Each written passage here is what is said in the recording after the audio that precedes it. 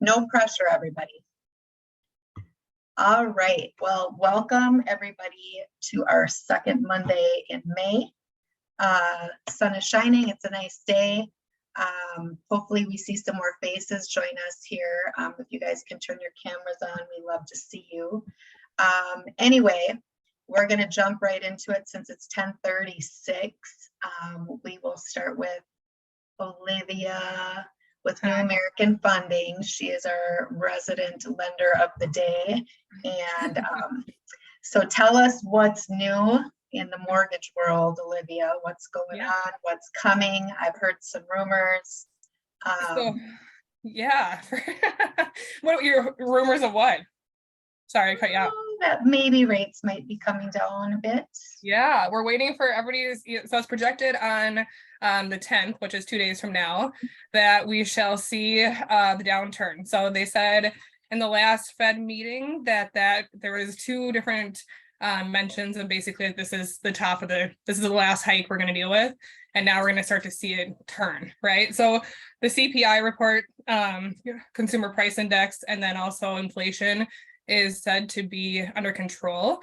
They came out and said Jerome Powell was maybe one of the worst chairs, or if not the worst chair. So exactly is what he basically is doing is in the 1970s, we saw inflation rise, right? Came back down and then it went back up. And so he doesn't want to make that same mistake. So they're saying that instead of making that same mistake, he in turn is going to make a different mistake and he's tightening, squeezing us too hard, which is, I mean, we can all feel that, right? We feel it in every day and exactly what's happening in our world and in housing. So, but I did price out a couple different loans this weekend and then this morning. And it's nice because where I was actually having to add on points before for some of these people that had, quite a bit worse credit scores, we're kind of seeing that the Biden effect go into some of this stuff too. So I'm actually able to remove all points off of these loans. So I'm starting to see pricing come down, making it a little bit more affordable for these people. So we're seeing that kind of, play out, which is really nice because it allows people, it will allow our FHA or conventional borrowers that have a lower credit score to be able to afford these properties and not ask for 3% in seller pays. So yeah, so I think that rates are looking good.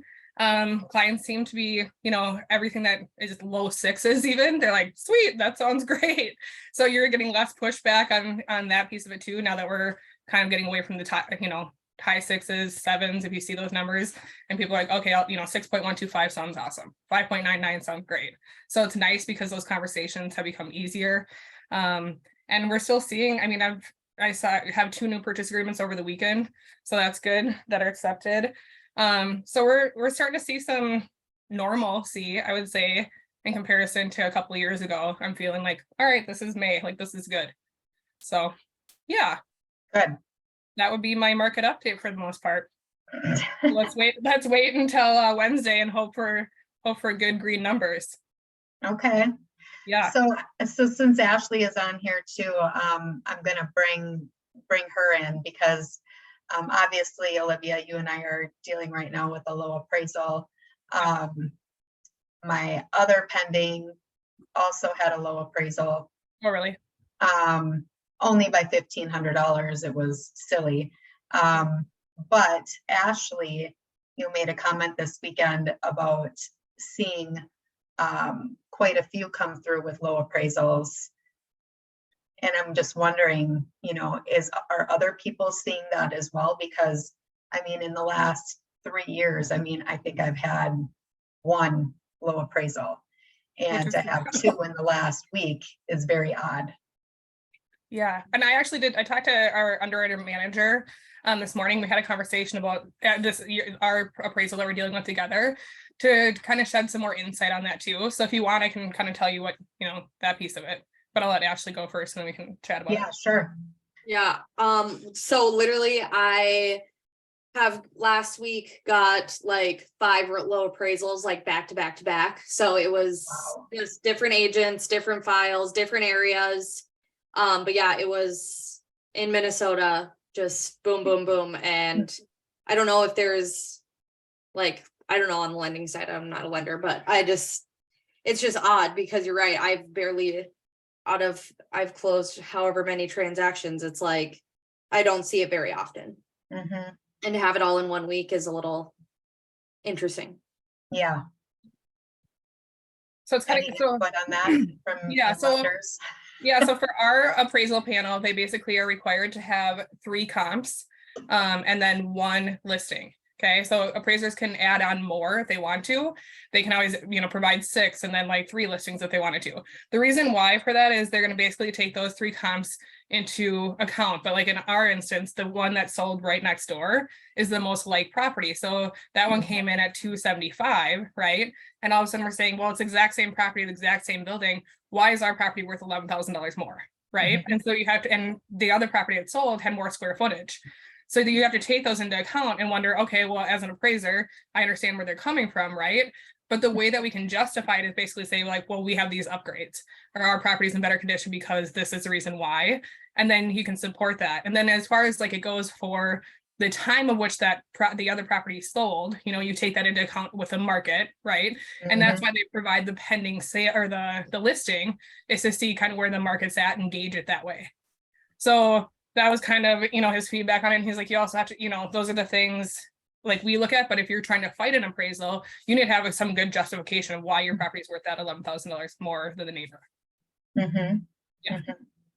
But so my question is, from a lending side, like, are you guys seeing more appraisals come in that are a bit low? I'm just curious if it's something that we're seeing across the board, or if this is just a random coincidence. But if Ashley's getting quite a few of them from different agents, different lenders, different areas, So to me, that seems like something's going on. Yeah, it was kind of goofy because this is the second one I've had in 2 weeks, but I haven't had, my last one was probably 5 months ago. Right. And so the other one was a new construction, and it's the same type of thing. Like, your house has been sitting on the market for 210 days. Why do you think that it's worth more than every other property that's sold here in the last 6 months? And there was really no justification around it. So that was kind of the same type of deal. And we didn't really have a leg to stand on because all these other properties, like you can see, and they're still, listed for, it was $14,000 low. So the builder ended up having to come down. Do you think though that we went through a period of time where, I mean, obviously things were crazy and appraisals were coming in at purchase price with some of these ridiculous offers? And do you think that something's happening in the appraisal world where, things are getting tightened up? Is this a way of kind of controlling the market a little bit? No? I don't know. I mean, the thing is about appraisals is like they get dings. So if they overinflate values and something happens, they do get dings that they're always, conscious and trying to be thoughtful of. So the idea is that they're not going to just go out there and throw this random high number. Like they actually for that justification. But I don't think there's anything that I haven't heard of anything where they're like trying to tighten stuff up. Nikki, have you? Oh, I think we also have to keep in mind that, when you look at appraisals, the appraisal is really a 3-month look back at what has sold. And it is only somewhat predictive of what that actual value is at that current time, if that makes sense. So what they're doing is just like anything else, they're using historical data to predict future value or to predict current value. And so as, things have kind of cooled off in the market with interest rates going up and, and people having higher interest rates and the interest isn't always there to purchase homes, as we all saw last year, what happens is the predictability of current value slows down. So back in 2020, 2021, when they had these overinflated values, it was supply and demand. And it was also, hey, there's tons of sales that we can point to that help us predict current value. Right now, there's just not tons of sales that we can point to that help us predict current value. So if you have something that is sold, like, especially in like a townhome or a condo or something with an association, even single family homes with an association, you have to use that data that's exactly there in that neighborhood. Regardless of, they can make comments about a distress sale, but it's not gonna push that value back up to where you want it to be. And so just keep in mind that that historical data, depending on how much there is what we're seeing affect the appraisals that we have, if that makes sense. Yeah, I mean, really, if we're looking back even 6 months trying to find comps, it's like, okay, well, 6 months ago, things were very different 6 months ago. Different. That was, after rates kind of skyrocketed, sales kind of stalled. yeah, everything changed. So it just feels, I know that that's the data that's out there, Mhm. but our market right now is very different than that market. Yep, and So- people were saying it in 2021 and 2020, you know, in 2020 as well. This Yeah. market that we were working in, and that market wasn't helping, you know, Right. get those appraised values up, because again, the historical data, when the things started to go up and up and up, that historical data was just falling behind that, you know, falling behind the demand. And now we're Right. seeing that if you have a good product on the, you know, good product as far as a home that's being sold, it's going to go into multiples again. And we're seeing the same things kind of happen. And as Olivia was mentioning, with interest rates hopefully calming down, we're going to start to see that feeding frenzy again. It's just going to take a while for those values to catch back up. Really good appraisals know how to write around that, you know, and how to talk about supply and demand and make it, you know, useful when it comes to lending. Really good appraisers know how to do that. Right. So it wouldn't be a bad idea for you to try to have an appraiser on here to kind of just talk about that in general too. Yeah, I love that.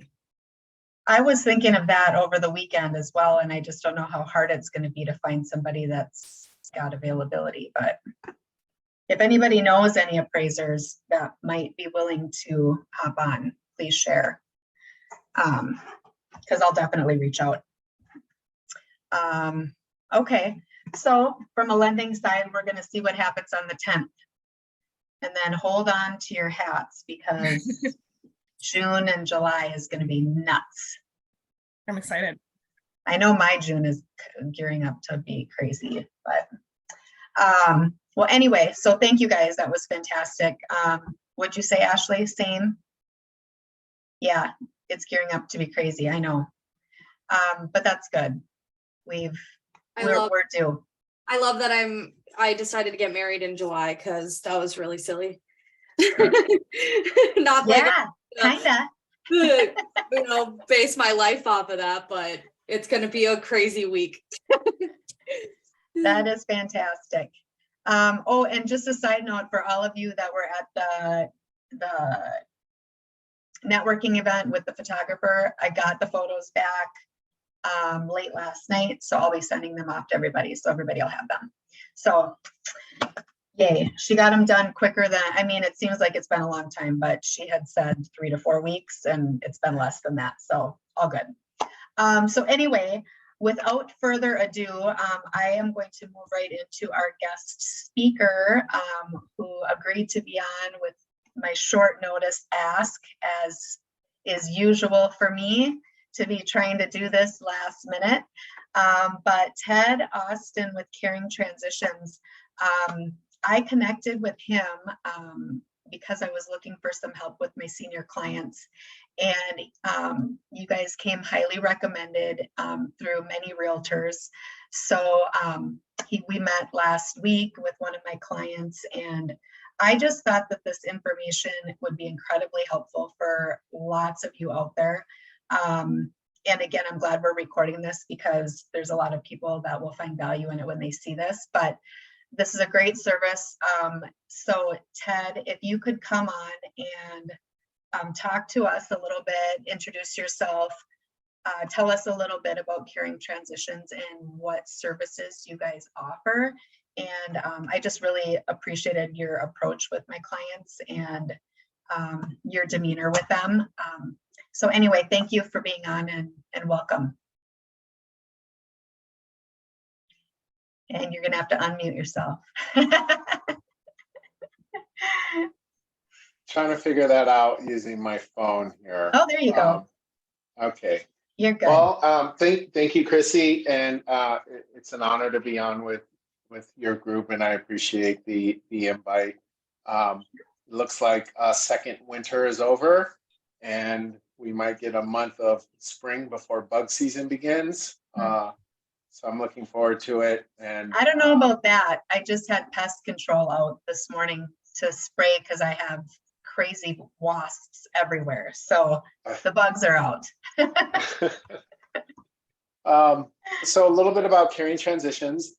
Caring Transitions is a national franchise. There's over 280, excuse me, in the nation. And my wife and I own the largest territory in the nation. There are three other owners here in Minneapolis. There's the Gates, and they own Woodbury area, Wisconsin. There's an owner, Cindy, out in Lakeville, and Doug in Mankato. We essentially cover all of the majority of Minneapolis. Unfortunately, we don't go very far north. So if you have properties out there, we could probably assist with getting you some resources to help with. What Caring Transitions does, we specialize in senior downsize, relocation, estate sale, sort and organize, and house cleanouts. So what we will generally do is move a client to assisted living, independent living, memory care, and then we will sell their remaining items, if sellable, to offset the cost of the move. Pricing can be placed on the Yalta. We also do cleanouts. So we work with some clients that adult children live out of state, parents passed away, need help just getting the house emptied so they can get it on the market. But they just don't want to, it's not just junk. They want someone to process. So we can literally go in and touch every single item, separate between what is sellable and non-sellable. What come in those two categories, sellable are things that we deem are going to generate $25 to $50 per lot when they're sold. If they're non-sellable, we're breaking them up into three categories. One is personal. The second is disposable, which is just true garbage. And then the third is donatable. We're a little customizable where the client can, if they have family, they can take out the trash. If they want to take donations, they can take donations. And then we can take the sellable. We have a moving company that we own. We are a small moving truck. We can get larger ones, but we can do all interstate moves as well as interstate moves, intra or interstate moves. And then we can assist with cleanouts as well. If you are in a rush or in a pinch and need the house emptied in a week, we also have a 6,400 square foot warehouse that I'm in now that I can probably take a peek out here. So what we can also do is pack up all the items and bring them right into the warehouse, and we can do an estate sale, in-person estate sale, or an online auction directly from the warehouse. So if that gives you any perspective, if there's anyone that has any questions, I would be more than happy to answer any questions. So Ted, is it, so it's you and your wife, correct? Correct, and we have a team of 14. Okay.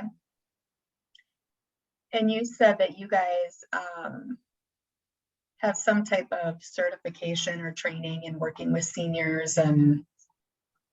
Correct. We are CRTS certified, which is just, it's the highest certification you can get for assisting seniors in transition. So we look out for things like trip hazards, ensuring that there's enough walk space.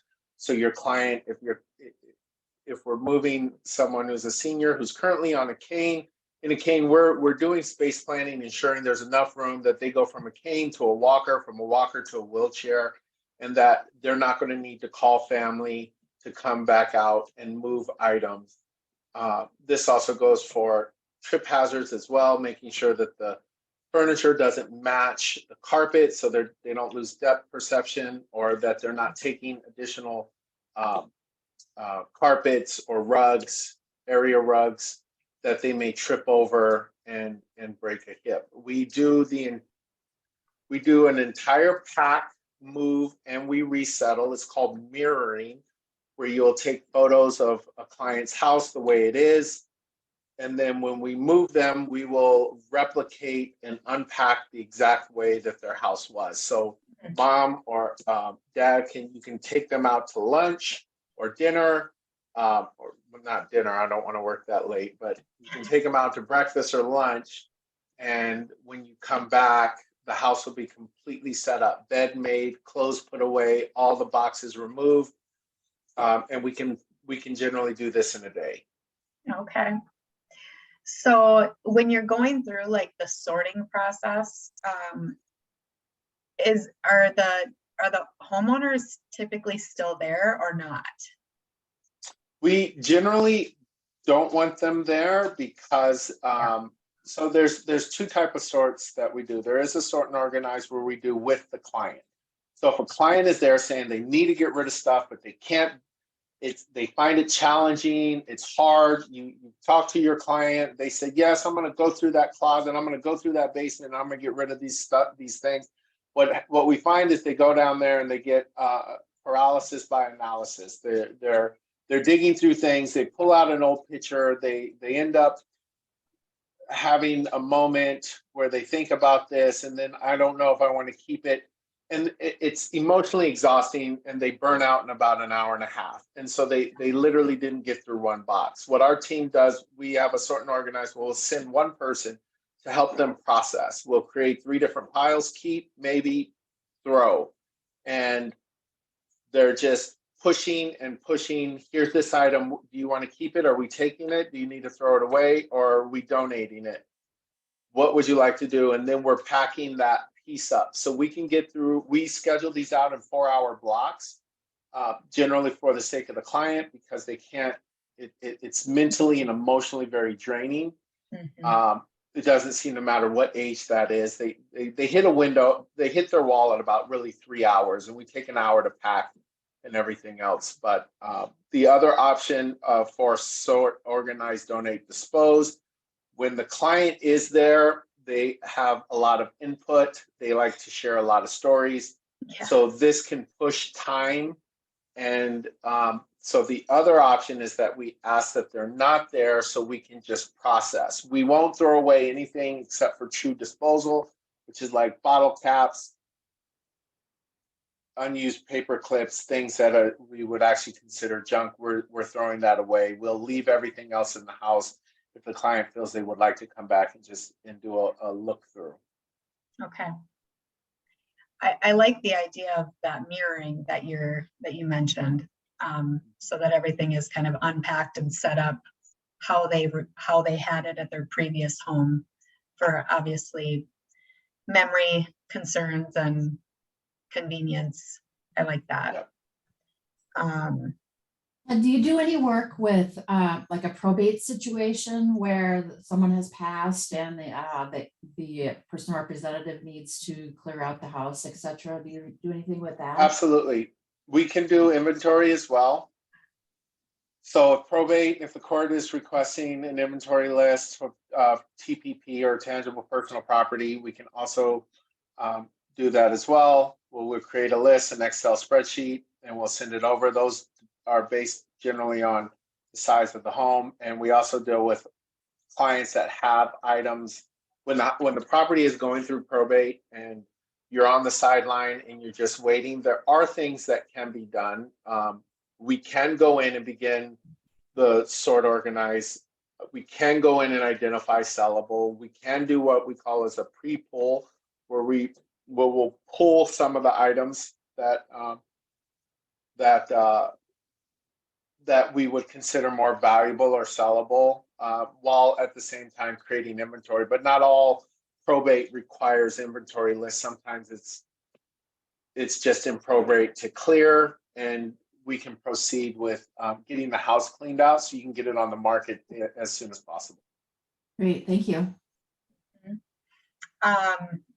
Yeah, actually, the one I just got under contract this weekend is a past client, and he's in his 80s as well. And we had moved him from a really spacious house just last October into assisted living, a new building that went up near his previous home, and he absolutely hates it. It's too small. he doesn't like having, the freedom that he had before. And so now we're moving him, he's getting moved into a townhome, into a senior development. So he's another person I'm probably going to connect with you, Ted. I mean, at least his space now is very small and there's not a lot to move out of there. But we're on a short time crunch with this one, and family is super busy. So we might need some help, but I understand what you're saying about having them there and not having them there. He would definitely be there. He's not very mobile, but he is a talker. Right. And with those, we just shrink wrap them directly to the chair and we'll stick them right in the moving truck, and then we'll take them. Yeah, the talkers, we are familiar with working with them, and sometimes the best thing that this is even in the training is give them a small task. We'll tell them to pack up the bathroom or pack so that they feel involved. We'll set up boxes for them and ask them to pack up items that essentially aren't going to break. Yeah, well, God bless you guys for what you do. It is, you definitely have to have the right personality and a lot of patience in doing this type of a job. Working with seniors can be challenging, and like these clients, and they don't do anything electronically. Everything's in person. Every meeting I've ever had with him and his family is no less than 2.5 hours. It's hard to find the right time to leave because they're lonely. They want somebody to talk to. They now have a captive audience, and there's really no good time to say, okay, I have to go. Like it's hard, but it's also very rewarding. So yeah, I just wanted to add real quick that we also, although seniors are the majority of our demographics, we've also assisted with clients that have gone through a divorce. So if you have any of those clients where you need a mediator to be in the middle, we have done online auctions for clients in a divorce. So that way we'll sell the items, get the house empty, because we know that at the end of the day, you need it empty to sell. We need all their stuff out of there. Or even if you need some items left for staging, we can arrange that. If you want to go in and tape the items that you want to stay for staging, we'll take photos of them there. We can still sell them. You can get the pictures with the items there, or if you want the staging to stay there until the house actually has a contract on it, then we can come back and pick up the items and sell them. We understand your process and can work with that as well. Awesome. Do you want to share a bit about the, so obviously he mentioned they'll take the sellable items, they'll do an auction. Now, do you do online auction, but you also do some live auction or in-person auction events as well? Correct. So Caring Transitions has been around for about 13 years. They have an online auction platform very similar to eBay called CT Bids, Caring Transition Bids, ctbids.com. And all the owners throughout the nation use this auction platform to sell or liquidate these items from these homes that we work with. But for those of us that have a warehouse, and that capability allows us a little bit more flexibility in the services that we provide. We have done in-home estate sales. We can do them if your client is requesting that. What's really horrible about that, though, is generally you're always left with between 40 to 50% of the stuff is still left in the house after the estate sale, and you've had 200 people walk through it. When we sell things on the online auction, we have an audience of over 1 million, locally over 6,000 bidders, and we can just move it a lot faster and get it sold a lot faster. our warehouse allows us to do an in-person estate sale. So items that do need a touch, see, feel about it, like a good shovel that's used. We have a online, or I'm sorry, an in-person estate sale that is done right out of that warehouse space behind me. Got it. Okay.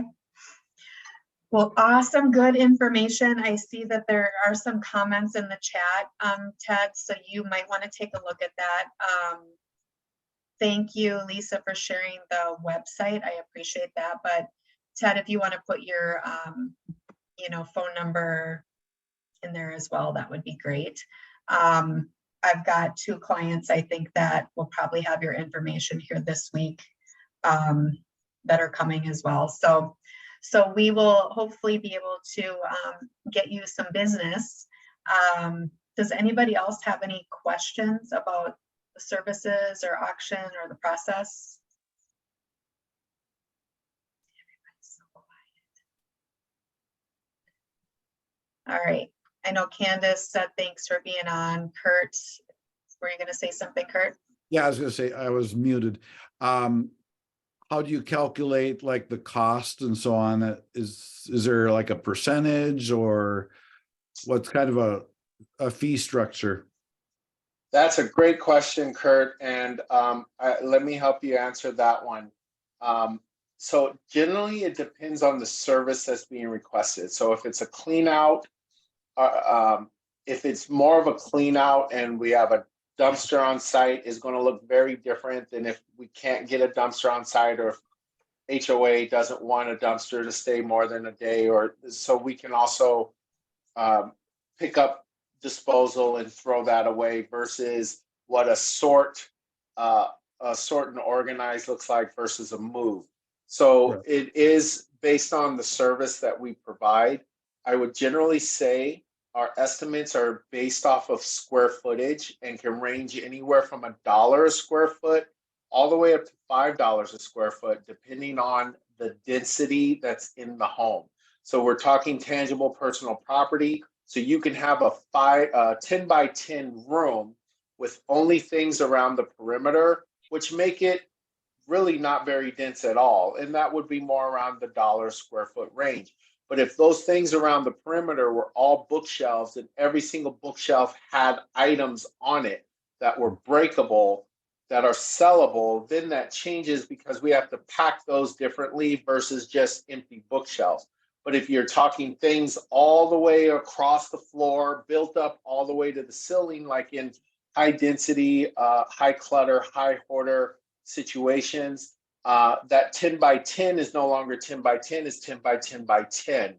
So based on, that's how we try to base pricing on density. So we usually, a quick rule of thumb is $1 to $4.50 is generally where we stay in, based on density and what services we're providing.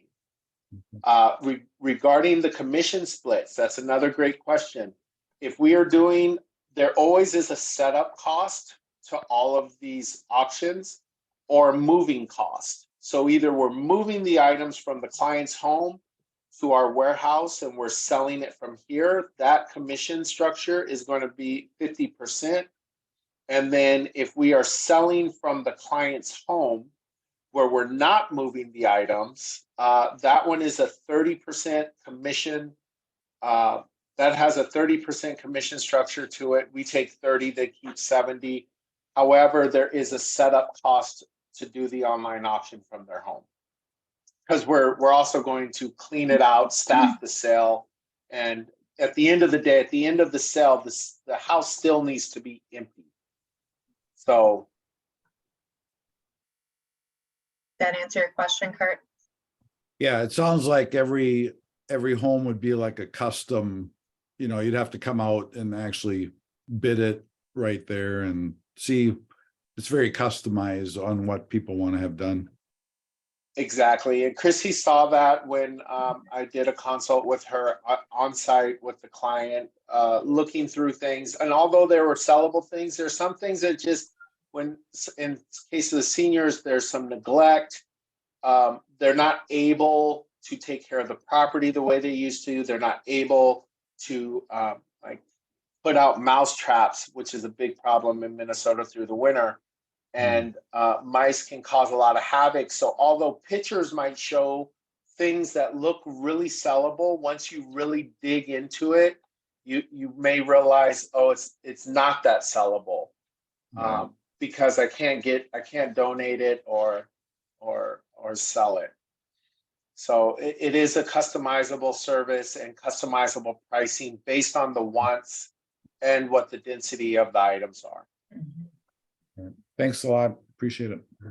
Yeah, and it's challenging because the sellers or the homeowners obviously feel like there's so much value in all of their junk. And, you know, the reality is there might be value in like 15% of what you have here, right? Yeah. So yeah, but I do appreciate how you talked with Vance and Pat, and you know, like I said, there's a special skill that comes with that. So thank you.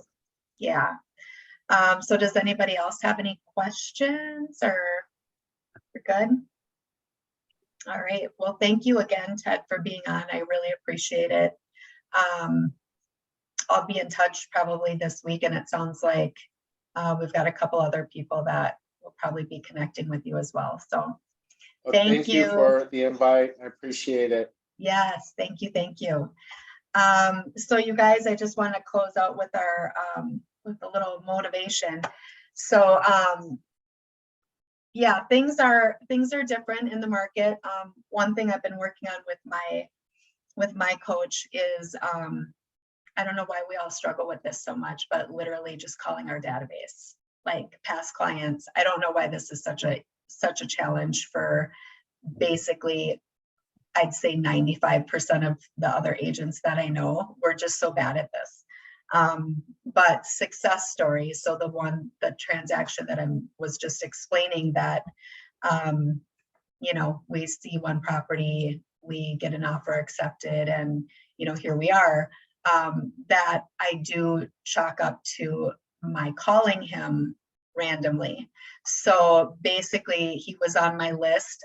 My coach kind of gave me a recommendation. We were talking through like, why is it so hard? Why do we get in our head about this? And I think part of it is, for me anyway, you know, there seems to be so much time, right? You go from working with somebody and talking with them like every day, every other day, and then the transaction closes and you feel like you don't have a reason to call them again. Like it just, the more time that passes, it's like, well, now I feel bad that I didn't call them sooner. And so we get more caught up in our head about it. So I know that's part of it with me. And so she recommended to me that you know, what's a realistic number of people that I could commit to calling to on a daily basis. So my number was 3. And then she suggested that I go to, like, let's look at the most recently closed transactions, right? And let's start there. So you're going to call your most recent transactions first, and you're going to start getting that forward moving momentum going that way, right? You're calling your most recents first, and then that's good. It's a good feeling. And then you're just going to keep going further and further back, and it gets easier as you do it. So this gentleman, Chuck, I mean, I haven't talked to him for a while. We sold his house last October. And, you know, he's one of these, he's older. He doesn't answer phone calls. You know, he does nothing electronically. I've mailed a few things to his place, but I hadn't talked to him. So he was on my list. I called him probably, I don't know, a month ago. Left a message, of course, just said I was checking in. And a week later, he called me. And he was explaining to me how unhappy he was where he was at. And, you know, at the time, he thought maybe they should try to find a rental, but he needed something quieter, more space. And even though I don't really work with rentals, I mean, I've worked with his family members before. Obviously, I'm going to help however I can. And I knew his daughter was going to be coming back from Arizona the following week. So long story short, I had reached out to her, said, hey, my conversation with your dad went like this. Let me know when you're back in town, and if I can help, I'm happy to. And she sends me a property she got back, she sends me a property last Thursday. Hey, we want to see this. And I said, okay, let me send you a few more that I found. I send her the listings. She says, great, there's one in the list you sent me. We have to see it right away. Showed it to him. We squeezed it in on Friday. That showing up to see 1,200 square feet, we were there for an hour. And yeah, we wrote the offer, got it accepted over the weekend, and all will be great. But I do believe that is most likely the result of my making that check-in phone call, because I know for a fact that the daughter, they probably have a realtor they've used, because they just bought a property 4 years ago. But anyway, so I had to share that because it is a win, and hopefully that encourages you guys to make the calls. I've been finding that even though I haven't been doing 3 every day, I have been doing more than I was doing, so that's good, and it's all been positive. There's been positive things that have come of it. So it is really good, and I want to share so that you guys will do the same. So that's my little tip for you. And congrats to you, Kurt, for having a successful event this weekend. Yeah, it was good. It was very good. Yeah. How many neighbors do you think came by? So if you haven't heard, Kurt was doing a donuts and dumpster event for his neighborhood this weekend. Yeah. I think I had about 25 people come by, Okay. and some were looking at selling someday or buying and so on. So yeah, it was really good. Got names, phone numbers, emails. And then I posted, you probably saw some of the posting that I did. Yeah. But even under there, I was thinking today, people said, hey, that's a great idea. So I need to even respond to the people that posted and kind of engage with them. Yeah. Because they have a good feeling about what I did. Exactly. And so then it's another opportunity to, reach out to people. Absolutely. So yeah, it was very good. Did you find that some of the people that came, did they already know that you were a realtor, or was this news to them? Yeah, I'd say for most of them it was news. That okay, good. You said I'm doing a self-promotion type event here. I was just kind of, this is what I'm doing, and that's really cool. And one young kid said, you're doing it the right way, like I'm doing real estate the right way. And he was just like a 22-year-old or whatever, so that's pretty cool. I love it. Comments, yeah, it was fun. You got a good little pat on the back. I did. I just got to do the follow-up, the hard part. Well, good for you, Kurt. Good for you. I would highly suggest doing something like that. You'll get a lot of good results, I think. Did you fill your dumpster? Yes, I was really actually concerned in the morning that it wasn't going to fill up because it was kind of dreary, cold day. Yeah. And at 9 o'clock, there's nothing really. There's one item in there. And then, suddenly like 11:30, people started coming. And then I closed down at 3 o'clock. It was so packed and people were still coming. Okay. So, okay, I'll take one more item. And then I had to actually put closed in front of my driveway. And nice. So yeah, by 3 o'clock, it took only 4 hours to fill the whole thing. Nice. And what size did you get? That was an 18-yard. Okay. Mm-hmm. Nice. Well, congrats. Good job. Thanks. Yes. So does anybody else have anything they want to share? Otherwise, we can wrap up our call today and get at it. Everyone's good? All right. Well, thank you guys for joining. Hope you found some value. Contact information for Ted is in the chat. So grab that.